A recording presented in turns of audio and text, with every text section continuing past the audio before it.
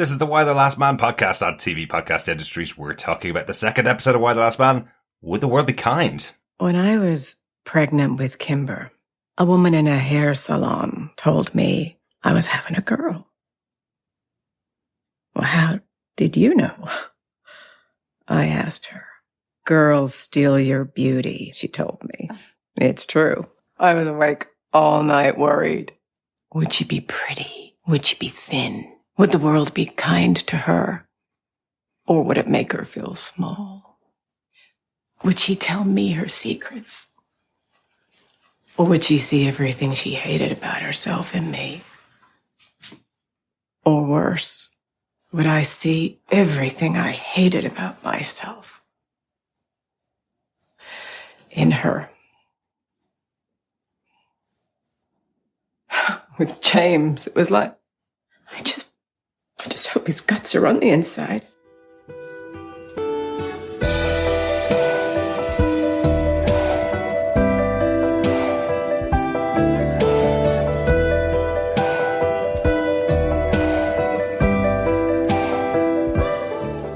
Welcome back, fellow survivors, to our second episode of Why the Last Man on TV Podcast Industries, talking about episode 2, Would the World Be Kind? We're recording these back to back, and I'm one of your hosts, Derek. Hello there, fellow survivors. I'm one of your other hosts, John. And still, I'm asking myself, why am I Chris?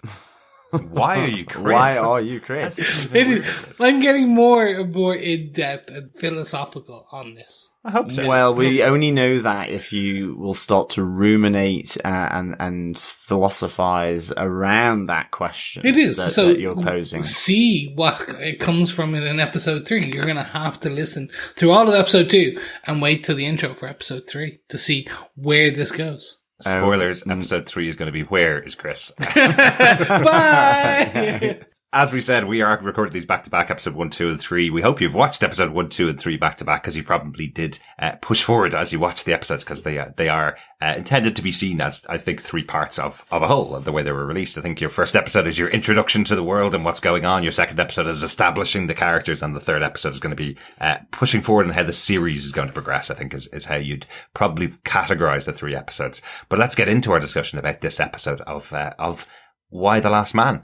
Once again, based on the comic book series by Brian K. Vaughan and Pia Guerrero, with the showrunner Eliza Clark. I mentioned last time Eliza Clark has written episode 1 and 2 and is directed by Louise Friedberg, just like the first episode. John, do you want to tell us what they gave us with your synopsis of episode 2, Would the World Be Kind? Sure. With the line of succession wiped out, Representative Brown assumes the presidency as the devastating loss of life affects every corner of society.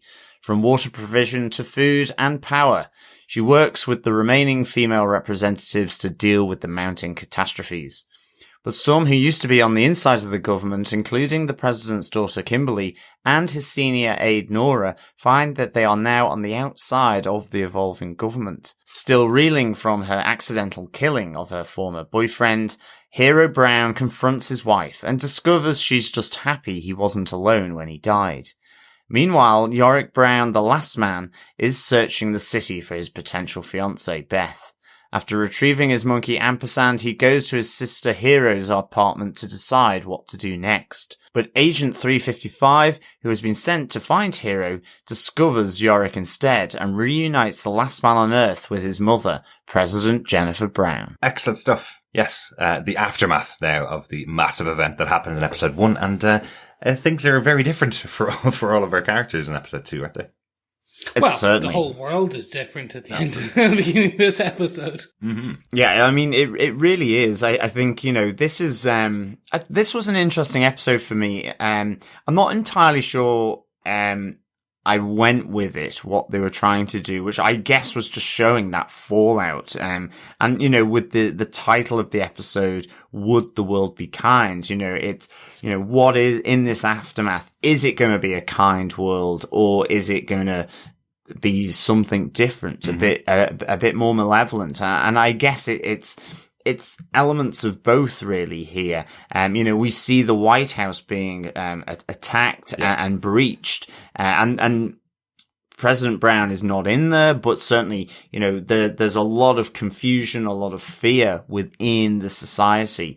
And that is expressing itself with that attack on the White House. That there's conspiracies raging about what has happened, and why it's happened. And these are creating distrust, suspicion, and fear, more fear. So, that is really interesting. But at the same time, what I really liked was the attempt at containing it, trying to build, from this, or as, President Brown says, we're just trying to survive. We're trying to do the survival, the clearing up of the bodies, the public announcements. So there is still a government. There is still semblance of a society, but I guess it's at that tipping point of, does that survive, or will there be these whole new different power structures, developing, and just all the impending catastrophes that are going on. Everything's falling apart. And it's a really good idea, isn't it? It's the concept of what if women were in charge of the world is it could be the way they go. But what they really go with is what if this massive catastrophe that wipes out 50% of the population happened? And how are people struggling and surviving with it? So that's what's going on here. I do like where President Brown now is looking at the White House being taken and everybody else around her is going, we have to push them back. We have to make sure they don't breach the White House. She's just going, it's just a house. We can rebuild the house. Yeah. It's fine. We have a lot more important things to deal with here. Yeah. And I guess it's like, in a sense, a revolution has happened, but not in terms of how we would understand it. It is just simply, that, the existing power structures, this idea of the line of succession, for the president, where there's been an event, but there's also the tenuous nature of, Jennifer Brown's position as well, and that beginning, as well. And all these people are in new, unknown, fearful, situations like Kimberly and Nora, who, were at the center of power in the US and of one of the superpowers. And now, they're no longer, in the same boat anymore. So I thought it was interesting, but I think it was as part of 3 episodes. I enjoyed this episode. I think as on its own, maybe I could just say it felt like it dragged for me, for sure. But I think as part of the 3, I think it works really well. Yeah, it's such a weird one, isn't it? It's like they've been listening to ourselves for years, or they've been listening to journalists for years who do TV shows where they always have said, give a show 3 episodes before you decide whether you want to watch it or not. After the 3rd episode, you'll know whether you're in or not to watch the rest of the series effectively. And now channels like Hulu and Amazon Prime are now releasing 3 episodes in one day. So effectively, they're all there for you. Watch all 3 of them and then make your decision. It's like like they've stood to the challenge and said, right, we're going to give you those 3 episodes. So, and then you can commit to the rest of the series, which I think is really interesting that they're doing that now. Yeah, definitely. 100%. I'm going to save a lot of my thoughts for our discussions. But yes, pretty much the same. I'm leaning more towards John on this one. I think I texted you guys as soon as I finished episode 2 going, ooh, bit of a slow burn. And I was just like, and that's not a bad thing. But in terms of the dropping of individuals, episodes 1, 2, and 3, I was somewhat hesitant. It's very interesting because, like, even originally, I think it was just the first 2 that was going to be released, but then they've added the 3rd in to give it that oomph. And I can see why now. Yeah, definitely. Yeah. Because at the end of this episode, you're like, we've got a good one and a slow one.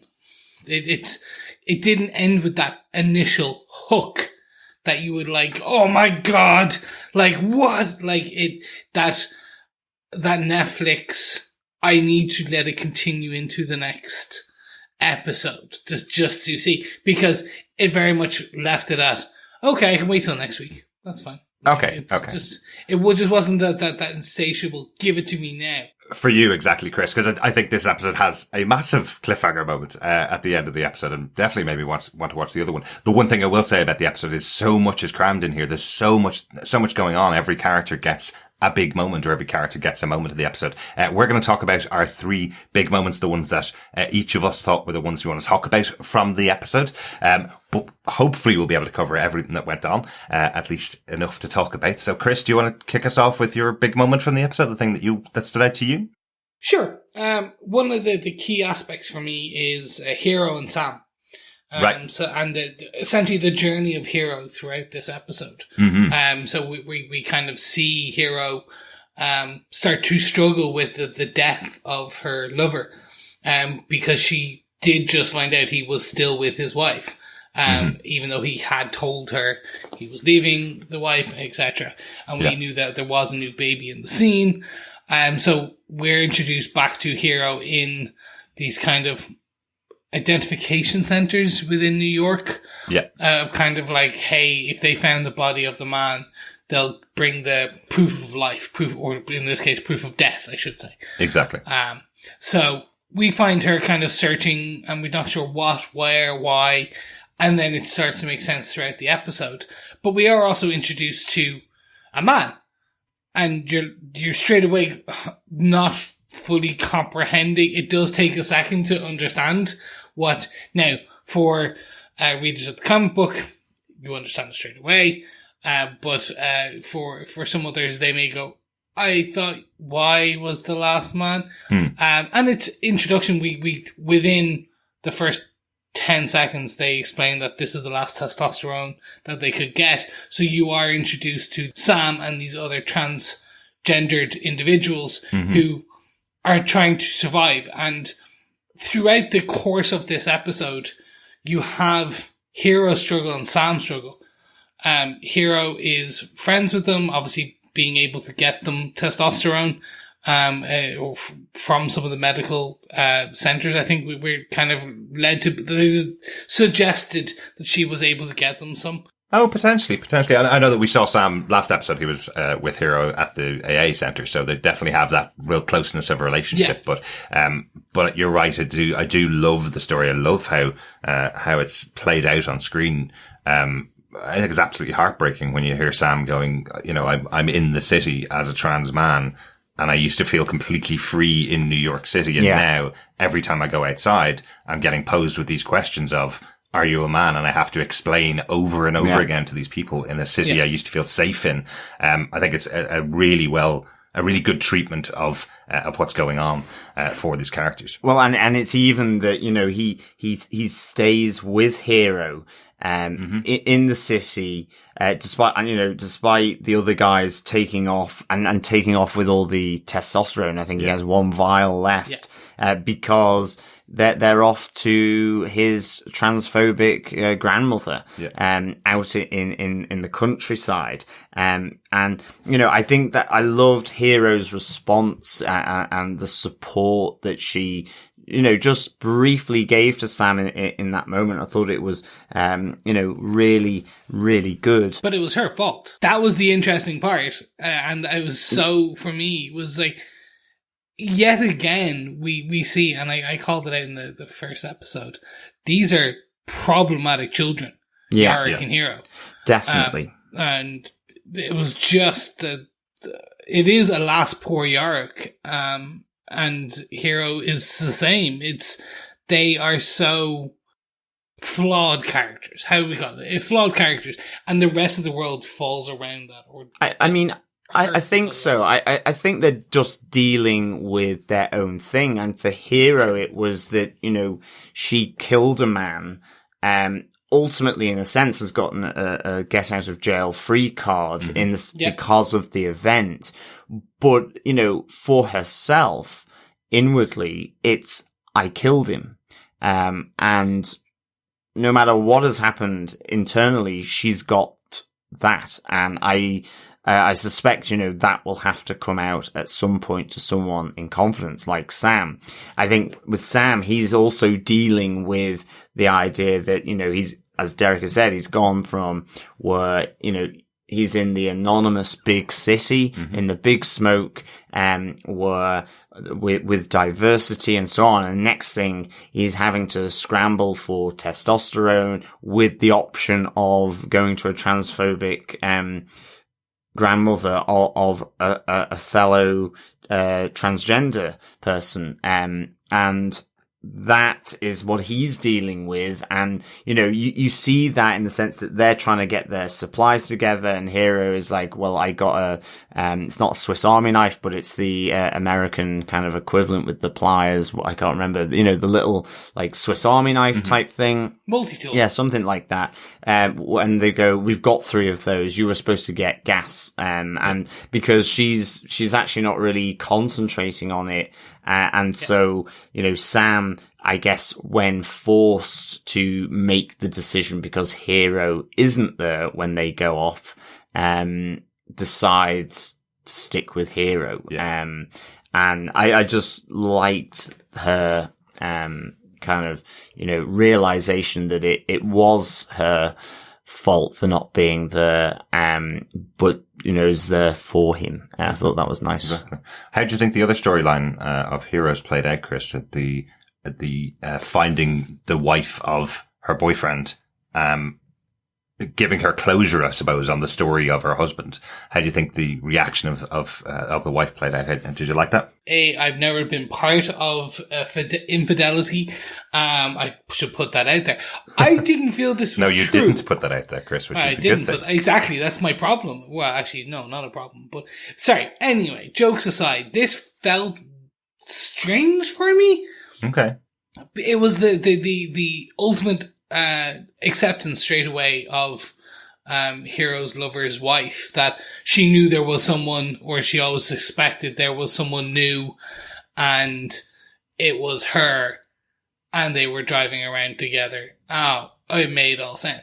It was just that ultimate acceptance and defeat within seconds, and then the storyline's over. And I'm like, I don't understand. I don't have a frame of reference for this. So I kind of like, would you not just a bit scream and shout? Would you cry? Would you just wail? See, I thought this was really good. It's you know, we're following this massive event that none of us have ever experienced before. So I really liked how they dealt with this in here, because it's something completely different. It's just a reaction of this person to the situation she's in. There's nothing she can do. She can't bring it back. And she wouldn't want to now because she's found out that he has been cheating on her. But I kind of love that she gets closure to her story, which is what she's been looking for these, I think it's 65 days at this stage, 63 days, something like that, that has passed. So 2 months, where Hero has been going to the same place over and over again, seeing this woman here and knowing that it is probably the wife of the person that she was sleeping with. And I love that even though Hero built herself up to get there and has been all consumed by it, the wife effectively goes, well, at least I'm not crazy. I kind of knew that was happening, but at least I know I'm not mad. And at least he wasn't alone when he died, I suppose. Yeah. There is some kind of consolation I can take from the revelation, I suppose. And then that's it. They part ways. And it's still those echoes of the previous life happening, you know, in the sense of, I thought I was going mad. I thought I could be just imagining it or dreaming it. And so actually she, as you say, it's closure. Those echoes are in the same way as, you know, of what your life was like before, like with Sam, and even with Hero, with the fact that she killed someone, and these are still clinging on, even though the transformation of their situation has occurred. Yeah. And I guess that's the really interesting dynamic here is how that sort of buttresses up how you deal with it. And in a sense, I guess we will see a lot of people struggling with that change. Like we see with Nora in this episode. You know, she is turned away from the president's compound, because, you know, it's not just that she's turned away. It's for her, it'll be, you know, they don't see the value of what she can bring to the, and after being the president's aide, that's a significant thing to process. And completely consumed her life beforehand, and suddenly it's like, they won't even let me in because I'm not on the list. You know. So why would Jennifer put her on the list? Because they had that massive argument. She wouldn't even think about this woman, former president's aide. But it is a person with massive power in the past and massive access within the world of the government is suddenly gone and suddenly told to turn away and go home effectively. Yeah. So, I mean, I thought this was all really kind of spot on, actually. And one of the things I wonder about how the story's playing out. You know, obviously we have Yorick himself being the last man alive, effectively. And the way these scenes play out with Hero, where she's going in and there's all of these people looking for their partners, looking for what happened to their partners, not moving on with their life. If they realize that Yorick is still alive, doesn't that reignite the hope that possibly their partners are alive? They haven't given up on it. So are they going to start to look even harder? Possibly maybe one of their husbands or one of their sons might be alive somewhere, kind of thing. So that's the big scary side of what the burden that Yorick has to carry, really, isn't it? And it is. It's this constant fear, and it harkens back. And every now and again, I really do like when shows choose a very poignant and correct title. It's like when you win the lottery, because every now and again it's just they picked it for like whatever. But this one is, would certain people in this event, post this event, be kind? Would it change them for the better? Would it change the needs for Nora? Would they be kind to Nora? Would the wife of an adulterer be kind when she finds the lover? Would Yorick be kind, or would people who find Yorick be kind? Exactly. Yeah, absolutely. Excellent first point. Chris, what about yourself, John? What's your major moment from the episode? Well, I think my major moment, and it's about the idea of, would people be kind to Yorick when they first meet him?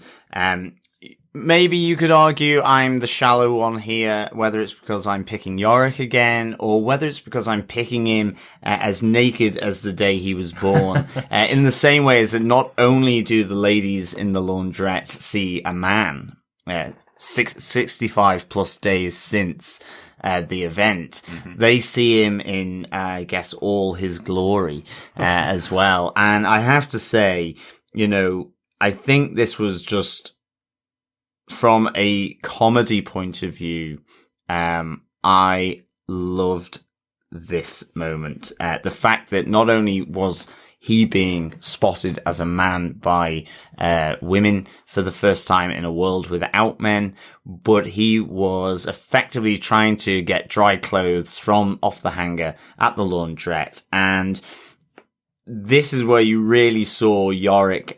He, you know, certainly faced with a gun in his face, pointed by one of the ladies. It was, you know, he just cowered. He went fetal. He couldn't deal with this, you know, he's not someone to deal with the stress of antagonism or violence. And he just sort of cowered away into that fetal position. But, you know, the whole thing, I kind of was roaring, laughing, really. And I loved it when he came out with the line, "I don't like doing this naked," which was almost like, just let me put these clothes on and then you can continue to point the gun at my face and we'll have this conversation. And I thought this was just, a great little sort of flash moment, here, after, you know, he's gone into the tunnels to try and find Ampersand, who's run off, and he's gone into the underground, metro system, which is all beginning to flood because the electricity is off, and effectively the pumps that normally would keep it dry are no longer working. And so, you know, this is Ampersand's, you know, again, the character of Ampersand here putting Yorick into a situation where, you know, he's faced with three women who are not entirely happy to see him. I mean, actually, it's really one of the women that persuades her mother or her sister or a friend to put the gun down because she is seeing him as an asset that she can trade. And, this is where, the currency of this world is going to be in Yorick here. Well, he's the last of them, right? So as a slave, as a object of desire, maybe. As I guess a fountain of whatever it may be. He is a commodity in a world without men. He's a commodity, and that was a really interesting take as well. Yeah, I think the direction of the scene is really good because, as you say, it does feel like a real comedy moment. It's that it is that moment of naked Yorick, three women standing over him. There's the language barrier as well. There's one person translating while the other two are speaking in a foreign tongue to Yorick, and he's there going, not able to understand what's going on. He's curling up in a ball.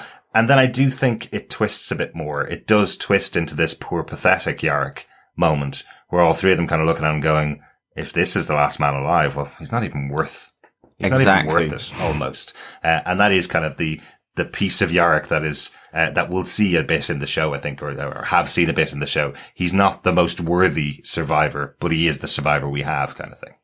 Yeah. Yeah, definitely. That was my top moment, from this. The other interesting Yorick moment as well, is as he was clearing out his apartment to go on the road to do all the tagging and so on, I did notice weirdly a bottle of Vimto on his shelf. And I thought that was a weird choice, and why, I don't know whether Vimto is big in America or not, but I just associate that very much with my childhood, from Northwest England. So I was like, okay, interesting. I thought a Coke bottle or something like that. And instead you've got, it's like having my waddy on there, I guess, for you guys. I've probably not pronounced that the right way at all. You're right. It's a non-alcoholic cordial. I actually only know Vimto from nightclubs in Manchester where they make a cheeky Vimto, which is a very alcoholic drink that tastes like a blackcurrant cordial. That's the only thing I know about Vimto. But what a weird thing to spot in the episode. And just a little bit about Amp as well. Ampersand.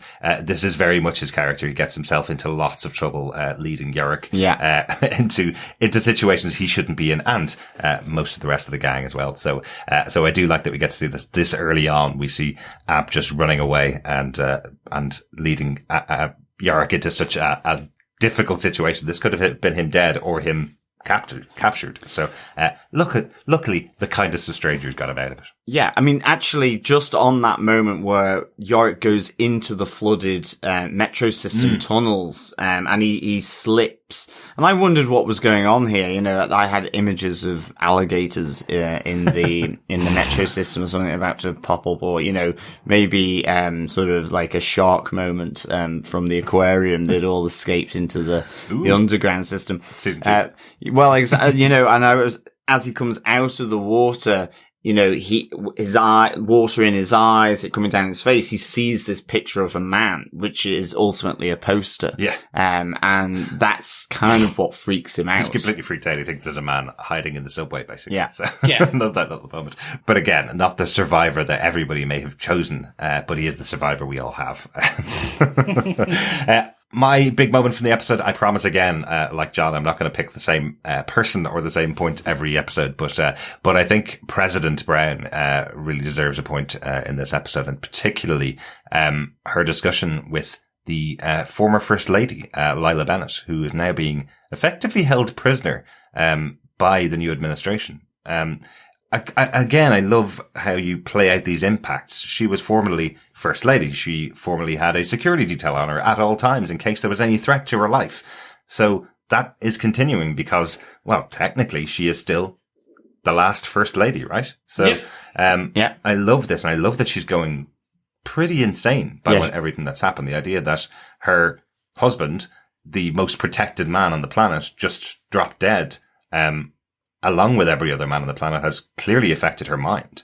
And all she wants to do is go home and bury her son. I just think it's really an interesting, side to that character that we're seeing and how she's interacting with new President Brown here. We see something similar, obviously, with Kimberly, the president's daughter, who's effectively lost 3 sons and a husband. And she's dealing with it by trying to get all the sperm in every sperm bank in America saved in case possibly that could reignite all men in society, because without men, the future is dead, is what she says to President Brown. And President Brown's going, we're not looking at the future. We're looking to just survive this new present that we have, effectively. But the speech of Lila Bennett to President Brown, where she's saying about how she thought about her children as they were being born, is where the line from the episode comes from, would the world be kind? Is this idea that when she was first told she was pregnant with a girl, she was wondering whether her child would grow up pretty enough. Would she be smart enough? Would she have all the right characteristics? Yeah. Would she make her angry by the way that she was? Would she have all of the worst characteristics that she had? Is that she worried about her every day until her child was born in case the world wouldn't be kind to her? And then when she was pregnant with her son, it was just, well, I hope all of his guts are on the inside. And that was it, because you don't have to worry about a man. You don't have to worry about a male child being born to you when you're a woman. You have to worry about a woman being born into the world and how the world will treat them as they grow up.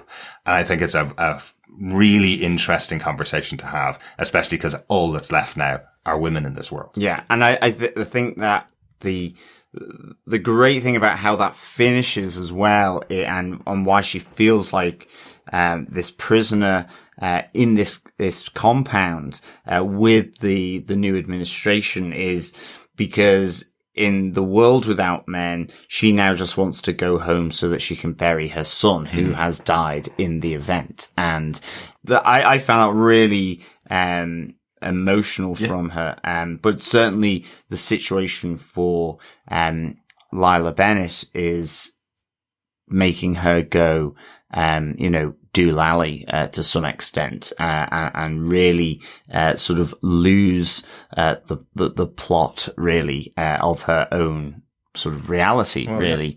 So I thought that was a really interesting way, like switching that idea. I don't have to worry about my son, as long as the guts are on the inside. But now that's all she can worry about, because he's no longer there and he's dead. And it's just about that closure of burial, Exactly. So, and the response from President Brown as well, you're not a prisoner here. You just have to wait a few more months while we get everything set up, and then you can go, kind of thing. It's like, well, then I am a prisoner for those few more months, right? Well, no, she wants a detail. So that's one of the main things. Like, she wants a detail to take her and the Kimberly to not Oklahoma, but wherever they wanted to bury the son. Yes, President Brown won't send them off without a detail because she's the former First Lady, but she's willing to walk there effectively without any detail at all. She's willing to walk out of that door and never come back as long as she's able to leave. So she is effectively a prisoner. Loads of other great moments in the episode. Particularly President Brown's initial speech when she takes over, that moment where she's saying everything's going to actually get worse here. And I know it's scary, but it's going to take every single one of us to work together to get things back up and running. I think it's a really inspiring moment and a great, again, wonderful moment from Diane Lane. Yeah. Definitely.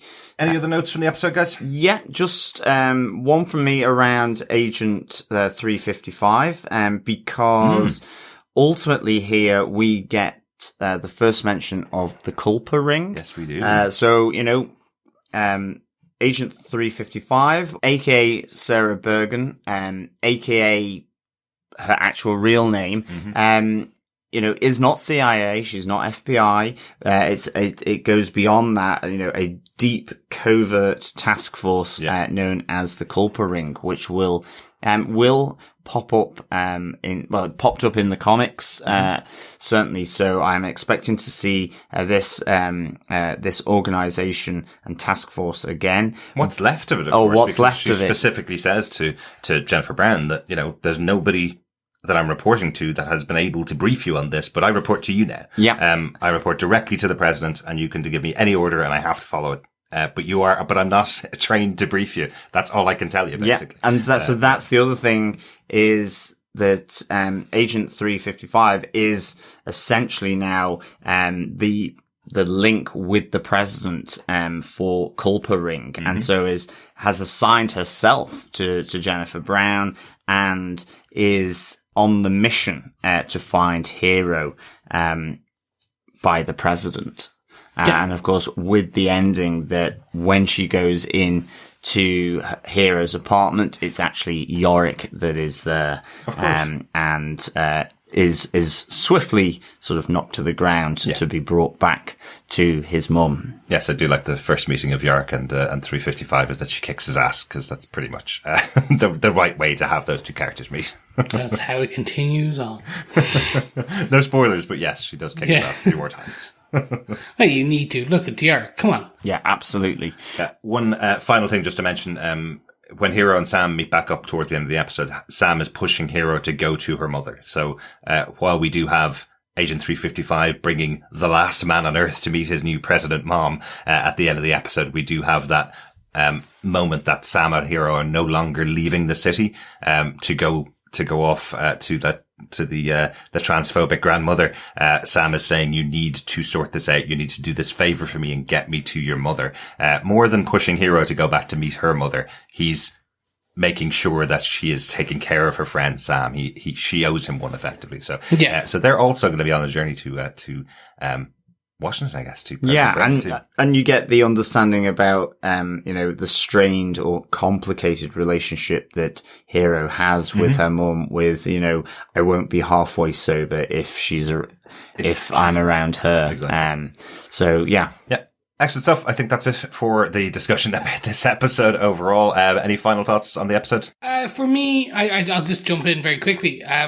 It was a bit of a slow burn, unfortunately. I think, and again, I understand why they're trying to do this. They're trying to really establish who the characters are for everyone, so that you really understand kind of where they are in this greater world. So I'm watching this with my wife, my partner, and I could see her flagging on this episode. And I understand they did the first 3. That is still nearly 3 hours worth of media that you need to get to in order to decide. And this was just, it needed a bit more. I don't know what it just started to flag. It was just slow burn, kind of a drip feed of some of the story when it wasn't even that slow. It wasn't that drip feedy. It had some memorable moments. It just felt elongated, I think, is the only thing. Still thoroughly enjoyed it. Very much with this ending, happy to get into the next episode. It very much, as I said at the very, very start, it felt like it was missing that huge punch at the end. What about yourself, John? No, I think I'm kind of there with you, actually, Chris. In fact, I've probably enjoyed discussing it more, getting the views, because I just didn't quite know how to slice and dice this episode for myself, I think. And that's what I mean, but I still thoroughly enjoyed it. And I think I probably would enjoy it more watching it after we've had this discussion, because there are some really good memorable moments, and maybe that's why I ultimately picked the naked Yorick in the laundrette, because that felt like a blast of something sort of eventful. And I guess coming off the back of the event, it is ultimately, well, this is the mundane that actually happens after it. Certainly if you're following the presidency. I say mundane, but it's the getting people off the streets out of New York. Right. It's, saving sperm from a bank. It's those kind of less glamorous things. That's a better way to say it. Yeah. Mundane is probably not how I describe it's not mundane. But I'd give this 3.5 bottles of Vimto out of 5. I did enjoy it, and I've enjoyed discussing it, actually. I feel like I've got a better idea of this episode. But certainly, yeah, I just didn't quite know how to sort of digest this, in the first instance. Right. For sure. But Derek, what about yourself? Yeah, but overall, I actually really liked this episode. I watched the first episodes, 1 and 2, and then 1 and 2 again before going on to the third episode. So I think I had a better appreciation of it the second time I watched the episode. I think there's so many characters that they're dealing with. This is truly an ensemble show. Despite the title of the show being Why the Last Man, it could absolutely fall on the shoulders of Yarick and explore just his story. But I think what they're doing in this episode particularly is setting up how many people are affected by this. Effectively the entire world. So they're using proxies and using the connections between our major family that we have, the Browns, and everybody that's surrounding them to kind of give us some stories and some ideas of what's going on in this world after this massively tragic event. So, and I think it was dealt with really well. Personally, I loved it. And the big reveal at the end that Yarick is already at his mother's, was a massive shock. I'm sure that was significantly later in the comics. It's towards the end of the first arc, I think, of the comics, about 8 issues in. So I wasn't expecting in episode 2 that already we'd have 355 go in there, pop on the helicopter, right, here you are, your president there, your president mom's there, and you're safe at the White House, or the whatever the new name for the equivalent is, at the Pentagon. But yes, I really, really like this episode, and I'm delighted to go on to episode 3. Let's check in with our listeners and hear what they have to say about the first couple of episodes. First up, Ronaldo over on Facebook says, my partner Eve and I are riveted to this series. Admittedly, I've only read the first volume of the comic series ages ago, so it's all new again to me. You could feel the WTF moment when the owners of the laundrette found Yarick stealing clothes off the rack. Now that he's been discovered, I feel very nervous for him, as he will certainly be seen as a valuable asset. Can't wait to keep watching the show. Valuable asset is one way of describing Yarick. Yeah. Yes, it is. I think he may have had 3 valuable assets, which he was trying to protect. Mm-hmm. But, thanks, Ronaldo. I think the laundrette, had that lovely, sort of dual role of being, funny and comedic, but ultimately having that, realization, that he's become an asset, a commodity, which, depending on who he confronts, can be pretty dangerous for him, for sure. Exactly. Thanks, Ray. Yes, thank you, Ray. We also had some feedback over on Facebook from Deanna DeBrine Mascal, who said, I'm honestly afraid for Yarick and my heart breaks for Sam. I really don't like Kimber, but the look on her face when she ran into the children, as a mother of a son, this series tears my heart out. I cannot imagine how President Brown feels to hug her living son. I'm so intrigued by Agent 355. The show continues to be a ride. Thanks so much for inviting me to take it with you guys. Thank you, Deanna. And yeah, I think this show probably hits hard for parents. I think that's kind of, they'll have that aspect in there, especially parents of any son or any boys. Yeah, absolutely. But you're totally right. That moment with Kimberly where she's walking through the hallway and sees the other children running back through there. It's so well directed and so well filmed and so well acted. It's a heartbreaking moment, even though I wasn't a particular fan of the character of Kimberly in the first episode, seeing her experiencing that after the knowledge that she's lost 3 sons and a husband. It was such a great moment. Yeah, it was a really, great, shot of her, almost like leaning against the wall as well, the sort of the legs taken from under her. Exactly. Really good. And yeah, I mean, Agent 355, again, haven't necessarily touched on it as much in this discussion, but yeah, I'm really enjoying Agent 355, I should say. Yes, I'm going to get this wrong all the time. So it's Agent 355, not Agent 355 or Agent 355. I keep getting told off by Derek. It's not that. It's just that occasionally, to shorten it down, weirdly, people call her 350, which is when I realized her name is 355, not 355. Because that's just how it appears in the comics. So thanks so much, Deanna, and thanks everybody else for your feedback. You can email us to feedback@tvpodcastindustries.com if you have any thoughts on Why the Last Man or the other show that we're covering each week, which is Marvel's What If. You can also join us over at our Facebook group at facebook.com/groups/TV Podcast Industries, where we put up a spoiler post for every episode of the show.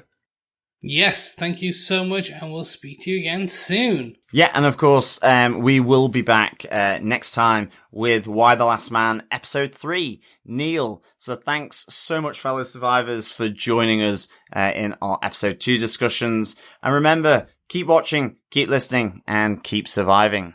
Bye. Bye. Bye.